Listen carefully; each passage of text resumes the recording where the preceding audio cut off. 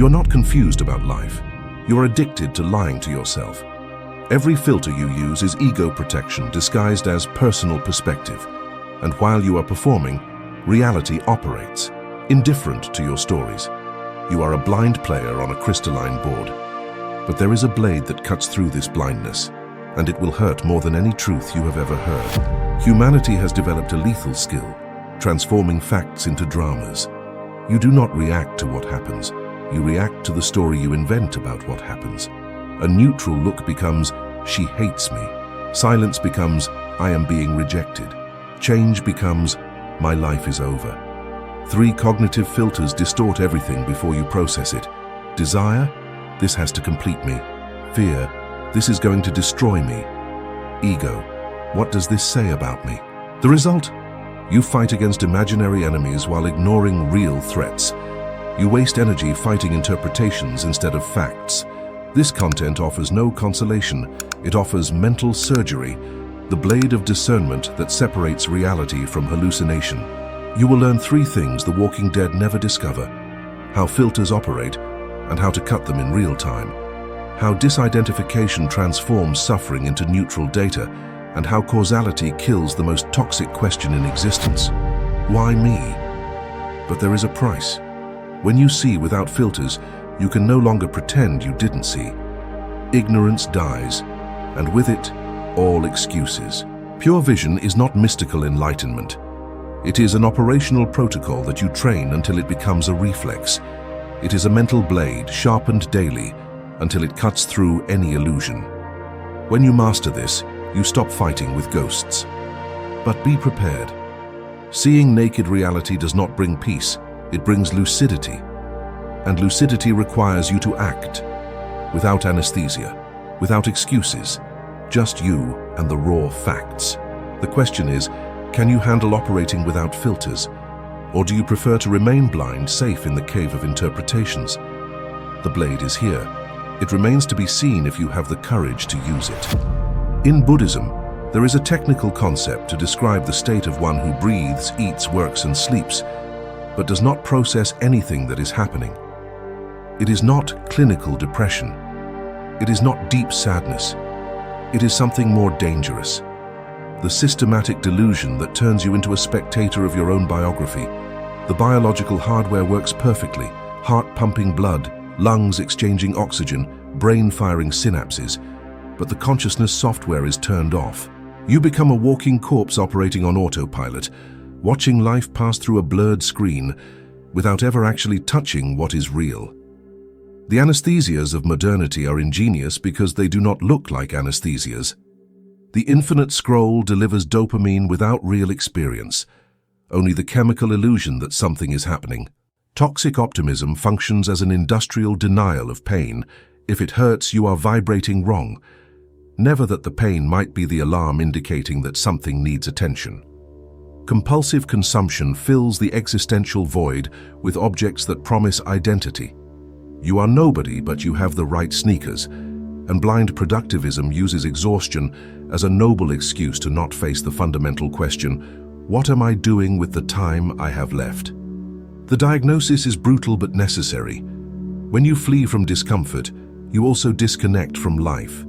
There is no selective anesthesia.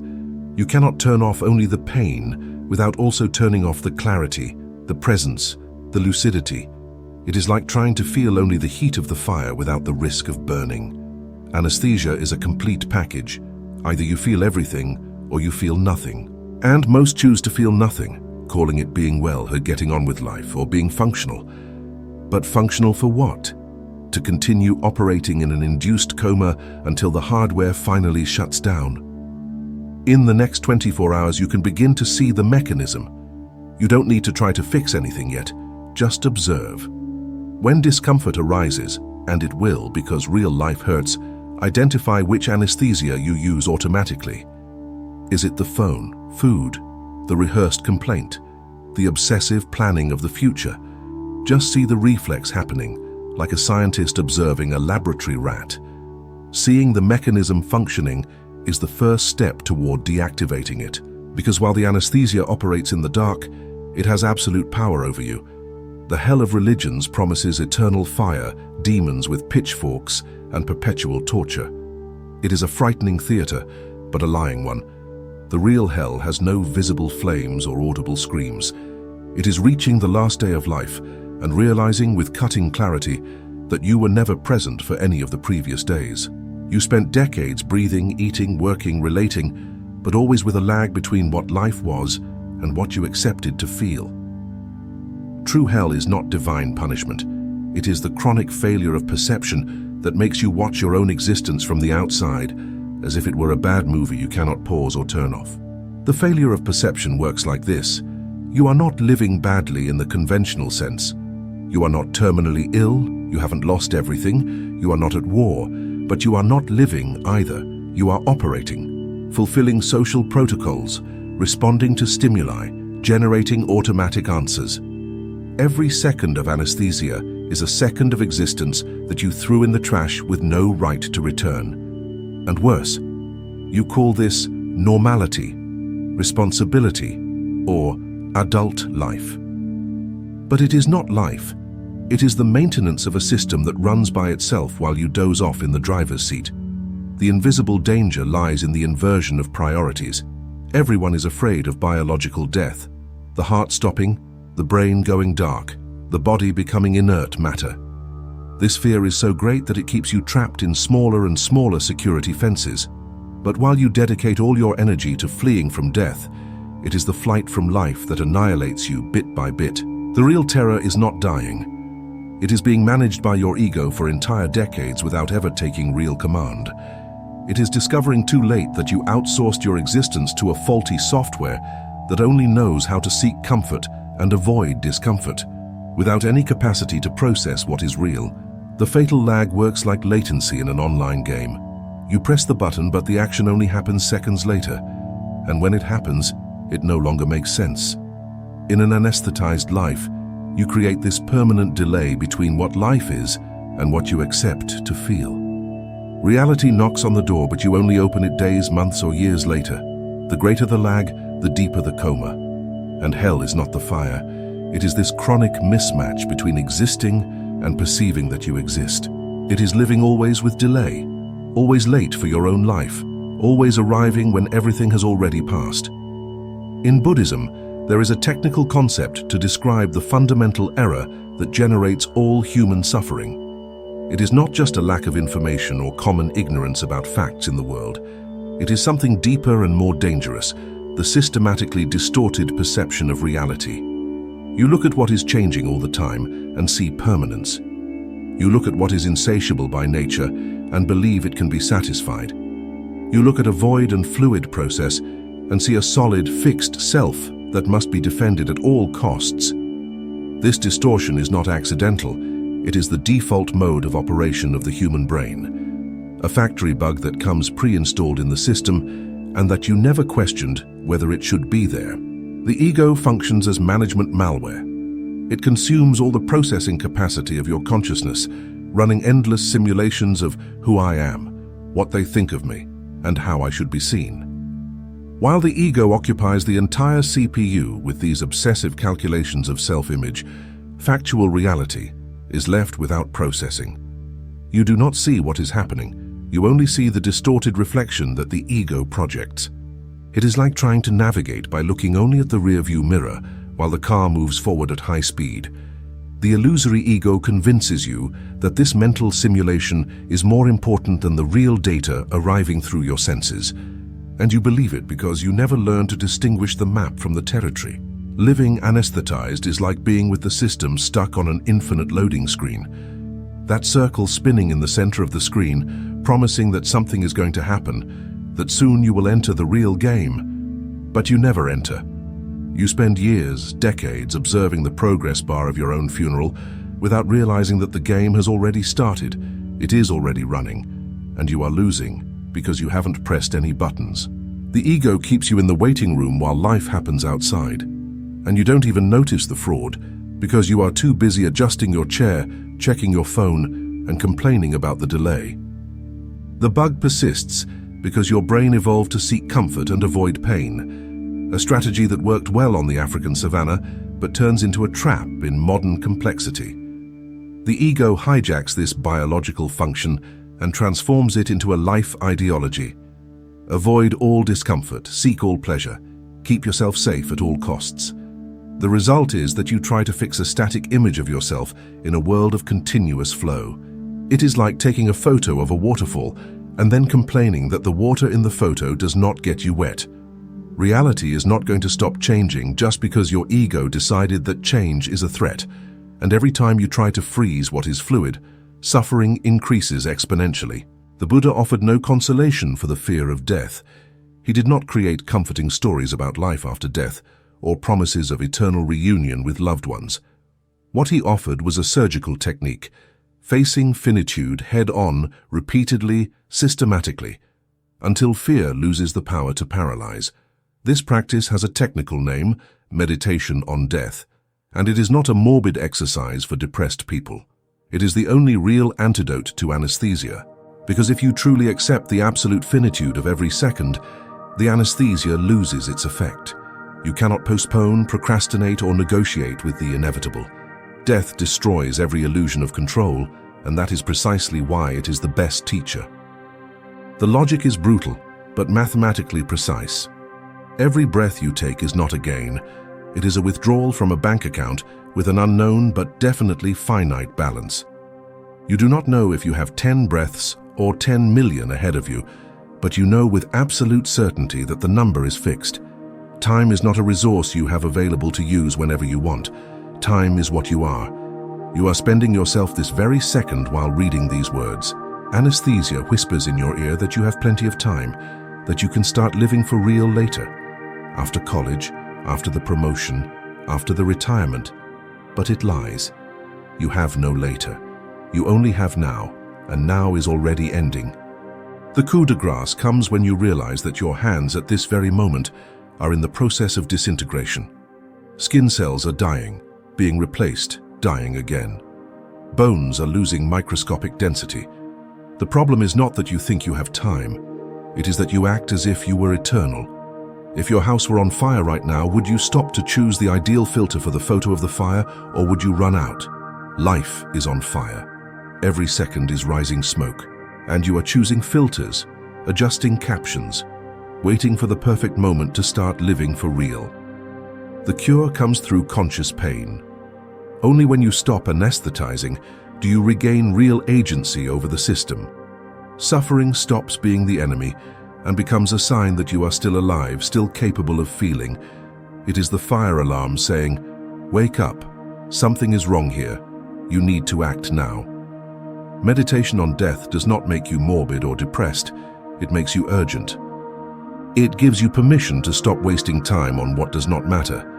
It authorizes you to look people in the eye and speak truths, because there is no more time for polite lies. Biological death will arrive regardless. The only real choice is, will you be awake when it comes?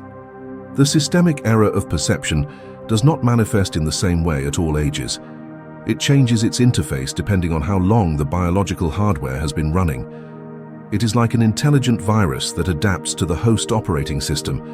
It changes appearance, switches strategies, but the function remains the same, keeping you anesthetized, operating on autopilot, fleeing from raw reality. Between 20 and 30, anesthesia comes disguised as infinite potential. You are addicted to the dopamine of possibility, to the mental simulation of all the lives you could live. The error here is confusing the map with the terrain, trading real execution for obsessive planning, concrete action for well-edited dreams on social media. At this stage, the young person consumes the future like a drug. They spend hours drawing the perfect life in their head, but they do not execute a single line of code. The mechanics are perverse. While you simulate success, your brain receives the chemical reward as if the success had already happened. It is mental masturbation, all the pleasure, no real result.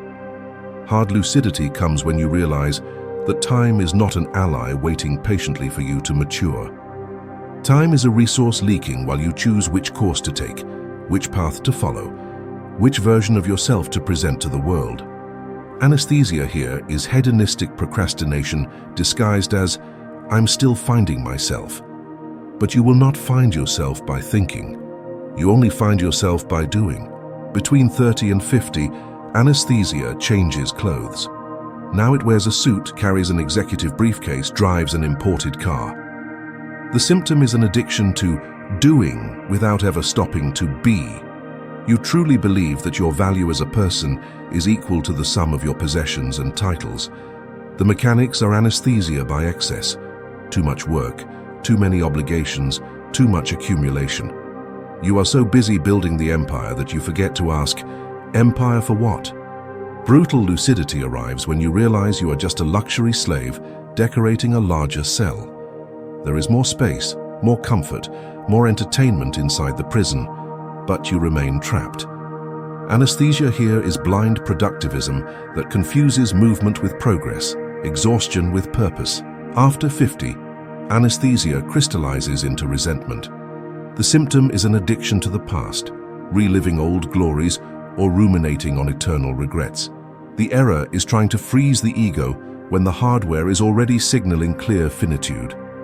Every back pain, every forgetfulness, every wrinkle is a reminder that disintegration has already begun. But instead of accepting the flow, you close yourself in the fortress of memories, trying to prove you are still who you were 20 years ago. Cutting lucidity.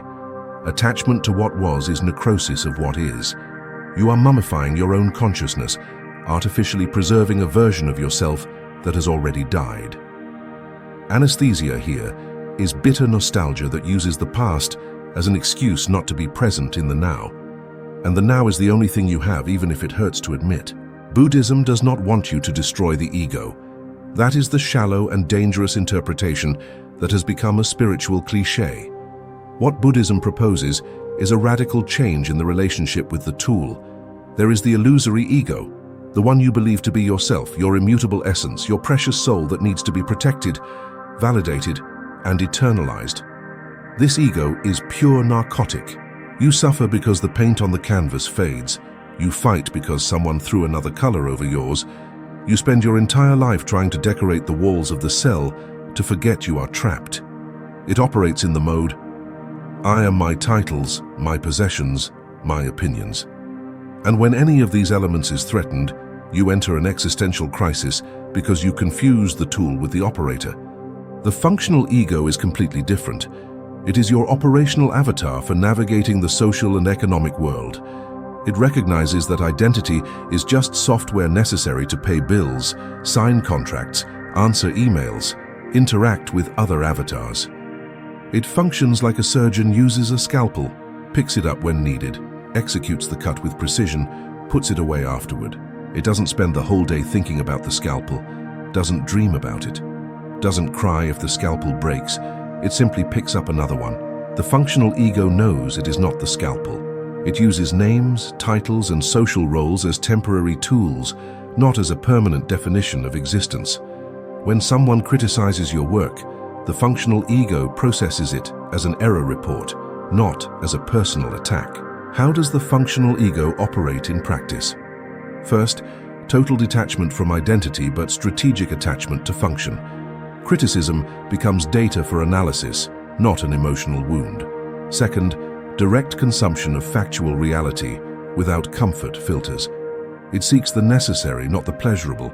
It processes what is, not what it would like it to be. Third, conscious use of the social persona.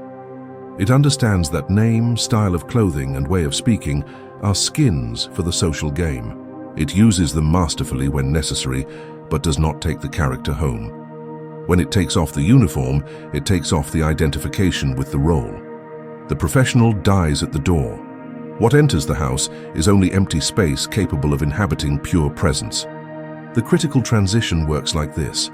Having a functional ego is like having a car. You use it to go from A to B, perform preventive maintenance, clean it when necessary. But you never believe you are the car. You don't cry if the car gets dented. You don't fall into depression if the car gets old. When the reality shock truly wakes you up, you stop trying to make the car happy or fulfilled. You just drive with precision, knowing it is temporary transportation, not your eternal identity. The illusory ego dies in this process. But what remains is not a depressive void. It is operational freedom. You can finally act without carrying the weight of defending a fixed self-image all the time. If Buddhism is a technology of consciousness, Nagarjuna is the systems architect who mathematically proved that you do not exist, not in the sense that you are a complete illusion or that nothing matters, but in the technical sense that there is no independent substance, fixed essence, or solid core in anything you call I. Nagarjuna was the father of the middle way, a school of thought that does not give you comforting answers. It deletes all your certainties one by one until only raw reality remains without narratives. He does not teach you what to believe. He shows you that all beliefs are temporary constructions dependent on other temporary constructions. And when you truly see this, the floor disappears from under your feet. The logic of emptiness works like this. Your self, your age, your pain, your anesthesia, all of it depends on other things to exist. You are only you because you have a name given by parents, a body inherited from DNA, memories formed by experiences, and a personality molded by culture.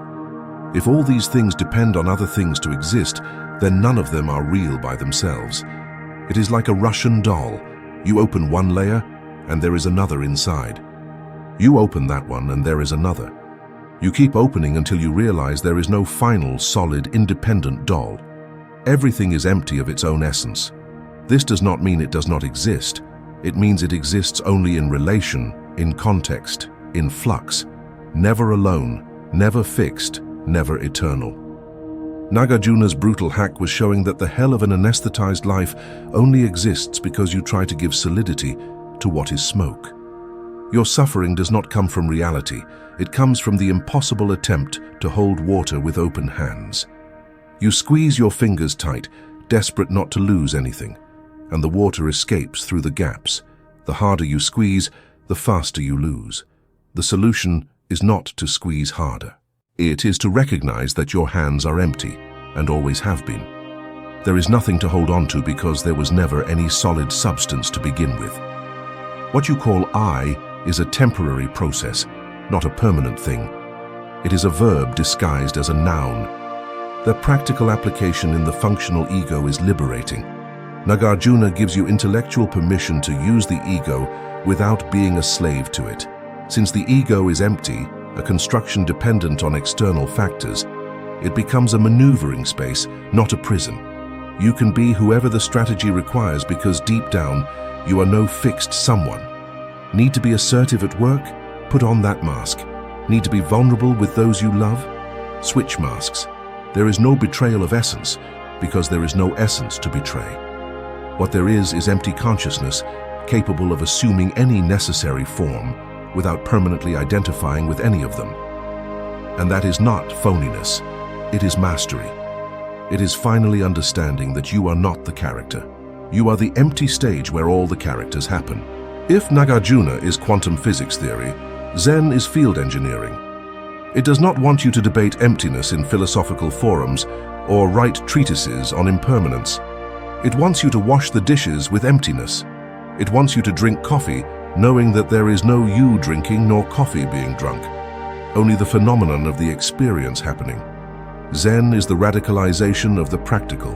It takes the sacred off the golden altar and places it on the factory floor.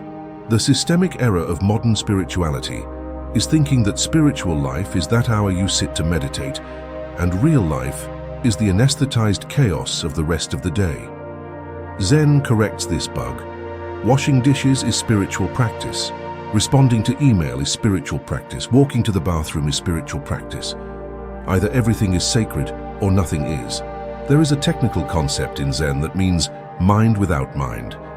It is not thinking. That is impossible as long as the brain is alive. It is acting without the interference of the illusory ego, without the constant noise of, I am doing this.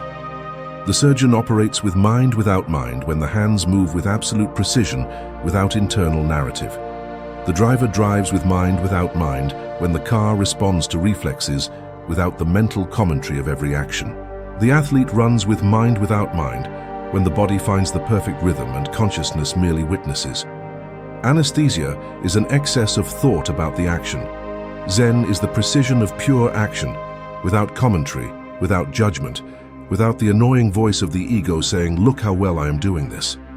Zen has a specific practice for training total concentration on one action at a time. It is not spiritual multitasking, it is exactly the opposite. Doing only one thing, completely, without background music, without notifications, without the mind planning the next step while the body executes the current one. Each action becomes a training in absolute presence. You are not washing dishes thinking about tomorrow's dinner. You are just washing dishes, feeling the temperature of the water, the weight of the plate, the movement of the sponge. It sounds simple, almost idiotic, but try doing this for 5 minutes and you will discover how much your system is addicted to distraction, how much you are programmed to flee the present moment, even when there is nothing threatening happening. There is another concept that means beginner's mind, looking at the familiar as if for the first time. You have drunk coffee 1,000 times, but you have never drunk this coffee in this exact second, with this temperature, in this body that is one day older than yesterday. The beginner's mind breaks the automatisms of perception, forcing the system to leave power-saving mode. You stop seeing coffee as a mental category and start seeing this specific coffee, this unique experience that will never repeat itself exactly like this. This is not romanticism, it is radical realism. Anesthesia operates precisely in automatic mode, where everything becomes a generic category. Zen wakes you up by returning specificity to every moment, and when you see every moment as unique and unrepeatable, procrastination loses its power. There is no later. There is only this second which is already ending. The problem with waking up from anesthesia is not the awakening itself. It is preventing the illusory ego malware from reinstalling itself while you blink. Consciousness is not a single magical event. It is daily maintenance, a repetitive protocol, a boring rigor that does not generate inspiring stories.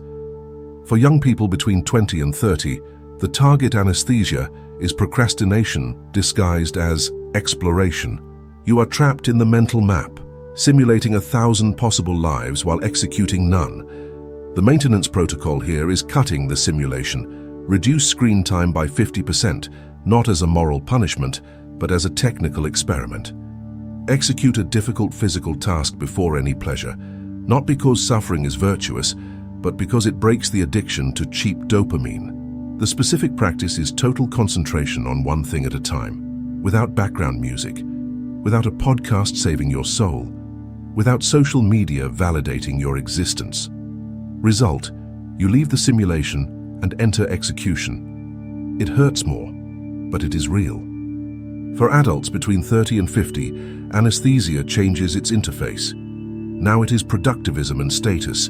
You have become the function you perform, forgotten that something exists beyond the title on the office door. The maintenance protocol here is the disidentification from titles. Upon arriving home, physically remove the symbols of the social role. Expensive watch, uniform, tie, any object that defines your place in the hierarchy. Say mentally, like someone shutting down software, the professional has died, only empty space remains. It is not a poetic metaphor, it is a technical command for the system. The specific practice is conscious manual labor as a sacred ritual. Washing dishes, sweeping the floor, cleaning the bathroom. Tasks that the ego loathes because they generate no social credit, but that is exactly why they work. Result, you stop being a function and return to being presence. The illusory ego loses fuel because there is no audience to perform for. For those over 50, anesthesia crystallizes into nostalgia and rigidity. You are addicted to the past, trying to freeze a version of yourself that died decades ago. The maintenance protocol here is forced updates on impermanence. Get rid of one object with emotional value per month, not because detachment is a virtue, but because your brain needs to train letting go. Every object you keep for the memories is an anchor holding you in the graveyard of what was, and force the brain to learn new technology, not to be modern, but to break the illusion that I am like this and I don't change.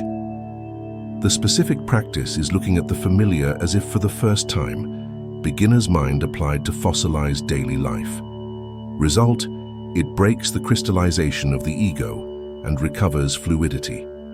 You realize that you can change, that you have always been changing, that rigidity was just fear disguised as the wisdom of age. The perverse secret of all these protocols: they only work through raw repetition, not through enlightened insight. You are not going to understand and then change. You will execute mechanically every day, even without wanting to, even without feeling an immediate difference. The neural system only reconfigures itself through physical repetition, not through intellectual comprehension. It is like the gym.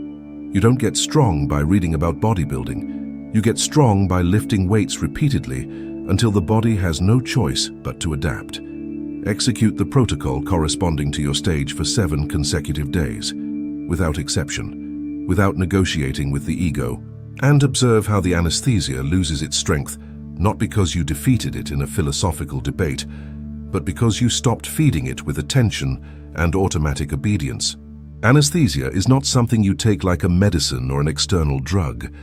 It is something you are when you refuse to process factual reality. What you call personality is nothing more than noise projected over an original void to avoid facing the abyss. It works like this. Original consciousness is like a white cinema screen, infinite, silent, pure potential. Then buckets of neon paint are thrown on top. Childhood traumas, compulsive consumption, inherited opinions, social fears, narratives about who you should be. The illusion happens when you look at this colorful mess and say, "This is me." But you are not the paint. You never were. The paint only hides the screen, and the screen remains there, untouched, waiting for you to realize that this entire theater of identity is a temporary projection over an empty space that has always existed. The error of separation is believing there is a you in here and a world out there, as if they were two systems operating independently. This colorful noise of identity is exactly what prevents you from perceiving that there is no real separation between you and the rest of existence. Think about it. Where does you end and not you begin? At the skin? But the skin is constantly exchanging cells with the environment. In the brain? But the brain is shaped by everything you consume, read, see, and feel. In non-duality, the I is just an imaginary boundary drawn with chalk on the ocean. The wave thinks it is separate from the sea, but it is made of the same water, moved by the same force, returning to the same origin. The more you try to defend this impossible boundary, the more suffering you generate trying to protect something that never existed as an independent entity. Dissolving the ghost. There is no separate subject seeing a separate object. There is only the phenomenon of vision happening. You look at a tree and think there is a you seeing the tree. But look for this you that is seeing. You will find nothing solid. You will only find empty consciousness observing itself through millions of different experiences. The tree appears in consciousness. The thought, "I am seeing the tree," appears in consciousness. The sensation of being someone separate observing also appears in consciousness. Everything happens in the same field, without real divisions. Separation is a trick of the ego to justify its own existence. If there is no separate I, who will protect you? Whispers the ego. But protect from what? From dissolving back into what you always were, empty space where all experience happens. Practical application comes in a 2-minute protocol you can execute right now. First, narrative amputation. Mentally throw away your name, profession, age, and nationality. What remains when you remove all these layers? Just presence, pulsation, sound. You don't cease to exist. You just cease to be a specific character. Second, recognition of noise. Observe a current desire, anyone. See it as a strange color floating on the white screen. Say out loud, "This desire is a chemical process. It is not mine. I am the space where it occurs." Third, stabilization. Look at any object. Try to perceive that the separation between you seeing and the object seen is a construction of the brain-saving energy. In raw reality, there is only a whole field of experience happening. You are not a point of view trapped in a head. You are the entire field playing at being a temporary point of view. When you pull the anesthesia needle out of your arm, 3 terrors will come knocking at the door. These are not unwanted side effects. They are indicators of progress. The first monster is the fear of loneliness. The illusion works like this. If I detach from my constructed identity, people will no longer recognize me. I will no longer have a place in the group, and I will be alone until I die. But the brutal truth is that you were never with anyone through the ego. You only exchanged projections and masks.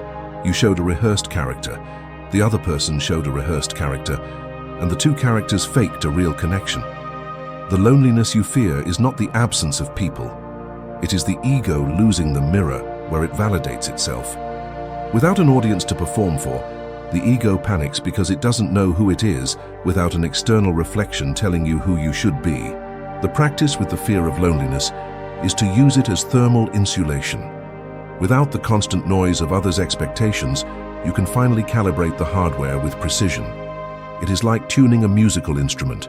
You need silence to hear the out-of-tune notes. The technical mantra, not a motivational affirmation, I am not alone, I am finally unoccupied by distractions. Repeat until the system processes that loneliness is not punishment, it is a laboratory. The second monster is the fear of failure.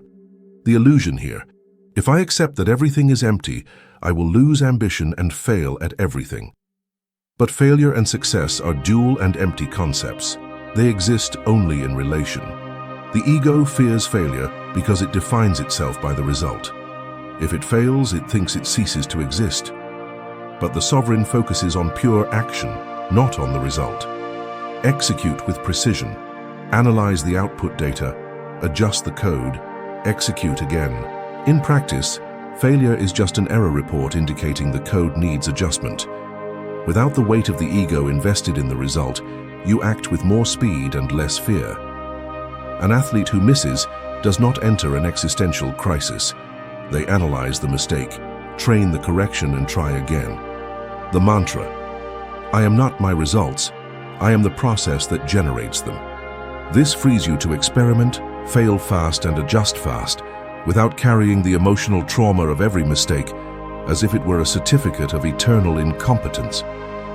The third monster is the biggest, fear of nothingness, the horror of the void. The final illusion, if the I is fiction and reality is empty, then life loses meaning. This is pure nihilism. But void is not nothing in the sense of a depressive absence. It is infinite potential. It is a formatted hard drive ready to install any program. Nihilism is just the ego crying because it didn't find a solid soul to control. Emptiness is exactly what allows life to change, grow, and transform. If you were a fixed substance, you would be condemned to always be the same thing. But since you are empty of own essence, you can become anything. The practice, see nothingness as a space of freedom, not as a lack. The mantra, void is not a lack, it is freedom of configuration. When any of these fears arise, and they will, do not retreat to anesthesia. Execute the corresponding mantra 10 times in a row out loud, not to believe it as cheap positive thinking, but to interrupt the panic loop and allow the system to recalibrate. The monsters do not go away, but they lose power when you stop running from them. There is a technical comparison between two states of consciousness that you can use as a daily audit. It is not a moral judgment of good versus bad. It is a functional diagnosis of stalled system versus operating system. Faced with silence, The Walking Dead turns on the TV or opens Instagram automatically, fleeing the void as if it were a threat. The operator inhabits pure consciousness, using silence as preventive maintenance of the system. Faced with error, The Walking Dead looks for external culprits or punishes themselves with internal guilt, transforming a technical failure into an emotional drama. The operator analyzes the failure like an engineer, updates the protocol, and executes again without carrying weight. Faced with finitude, The Walking Dead ignores it completely and acts as if they were eternal, pushing death into an abstract category that only happens to others. The operator uses the urgency of finitude to act with precision, knowing that every wasted second is unrecoverable. Faced with pain, the differences become even clearer. The Walking Dead treats pain as an error that needs to be corrected immediately with medicine, distraction, entertainment, anything that turns off the alarm. The operator sees pain as a sign of life and data for analysis. What is this discomfort trying to communicate? Faced with the future, the walking dead cultivates hope for eternal comfort, believing that one day everything will be permanently fine. The operator carries the certainty of dissolution, knows that everything that begins ends, and uses this as fuel for urgency, not as an excuse for paralysis. Faced with presence, the walking dead is fragmented by constant entertainment, body here, mind in the past, attention on notifications. The operator maintains total presence, focused on the raw data of the now, without editing, without filter, without mental commentary. Faced with fear, the difference defines everything. For the walking dead, fear is an engine that generates flight and paralysis. The more fear they feel, the more they hide. The more they anesthetize, the more the system stalls. For the operator, fear is fuel that generates consciousness and rigor. The more fear appears, the more clarity it demands, the more attention it requires. Fear stops being an enemy and becomes a brutal ally that does not allow premature relaxation. It is not that the operator does not feel fear. It is that the relationship with fear has changed. They do not run from it, do not fight against it, do not try to transform it into motivational courage. They simply recognize it as sensory data, indicating that something important is at stake, and use it to sharpen presence. Practical application comes before sleeping, every day, without exception. Review the day through this technical log. In how many situations did you operate as the walking dead? In how many as the operator? Do not judge yourself morally, just compute the data like a cold spreadsheet. If you were the walking dead in 8 out of 10 situations, note 80% walking dead, 20% operator. Tomorrow, try to change one situation. Measurable objective: increase the operator percentage by 10% per week. In 10 weeks, you will already be operating in conscious mode most of the time. It does not happen through a magical insight. It happens through daily tracking and incremental adjustment. Like any complex system, consciousness optimizes itself through constant measurement and root correction, not through a sudden transformation that never comes. You are not confused about life. You operate through filters of desire, fear, and ego that distort every experience. The blade of discernment is not a tool of intellectual knowledge for philosophical debates. It is an operational protocol that you execute on the battlefield when everything is falling apart. Now you have seen the cognitive architecture of the 3 filters, learned linguistic disidentification that cuts the I from the phenomenon, understood how to destroy hope to achieve strategy, memorized the 3-step protocol for crisis, recognized Vajra as the diamond mind that nothing scratches, installed zero absorption to navigate social chaos, developed cold compassion that accepts others' limitations, practiced dissolution of the narrative until pure fact remains, and killed the why-me through causality analysis. But knowing is not enough. You need to execute. Lucidity gained through rigorous training. Every suffering is born from confusing interpretation with fact. When you cut the I from the equation through disidentification, remove adjectives through adjective removal, seek causality instead of blame, and accept the nature of the mind, the impermanence of everything, the drama loses fuel. What remains is naked reality, cold, manageable, clear through reality without filters. It is not paradise, it is systematic clarity. You see what is, not what you wish or fear it to be. And with this piercing vision, you can finally act instead of reacting, plan instead of panicking, operate instead of collapsing. The conscious elite does not suffer less than the walking dead. They just waste less energy multiplying pain through self-produced narratives. Different action required now. Run the 3-step protocol in every crisis. Identify emotion, remove the I, look at causality. Practice linguistic disidentification by saying, there is anger arising instead of, I am angry. Crush narratives until only pure facts remain through drama dissolution. Accept others' blindness without absorbing it through cold compassion. Do not expect the world to be different. Play with the cards you have through strategic thinking. Establish 3 daily lucidity checkpoints. Morning, afternoon, night. Stop and ask which filter is active. What is fact and what is story? This is not a suggestion. It is mandatory maintenance of the operating system. Either you practice cognitive discipline daily, or the filters reinstall automatically and you go back to being a blind walking dead. Sustained responsibility without escape. Pure vision does not make you superior. It makes you responsible through radical responsibility. You can no longer blame wrong interpretations for your suffering. You can no longer say, "I didn't know." Now you know. You know you operate through filters. You know how to cut them. You know the difference between fact and narrative. Either you sharpen the blade daily through mental calibration and see clearly, or you choose to continue operating through filters due to laziness or fear. There is no middle ground. There is no partial awakening. Either you train lucidity as daily mental maintenance, or you return to the anesthesia of interpretations. The hard truth, seeing without filters, does not hurt. What hurts is your resistance to the truth. The blade of discernment cuts this resistance through the cutting of illusion. What remains is you, naked, lucid, indestructible through immaculate consciousness. If this protocol resonates, it was not an accident. Your mind recognized structure where it once saw chaos through piercing perception. Keep sharpening the blade through clarity training. Operational Buddhism is not for those who want comfort. It is for those who want relentless clarity that works under any pressure. Subscribe for more operational lucidity protocols. Turn on notifications. This channel does not exist to make you feel good. It exists to make you see without illusions through pure vision. The conscious elite does not seek happiness. It seeks discernment. And discernment is the only tool that works when everything falls apart. Reality does not negotiate. Either you see it as it is through objective reality, or you suffer fighting against a distorted version you created. The choice has always been yours, but now you cannot pretend you don't know it.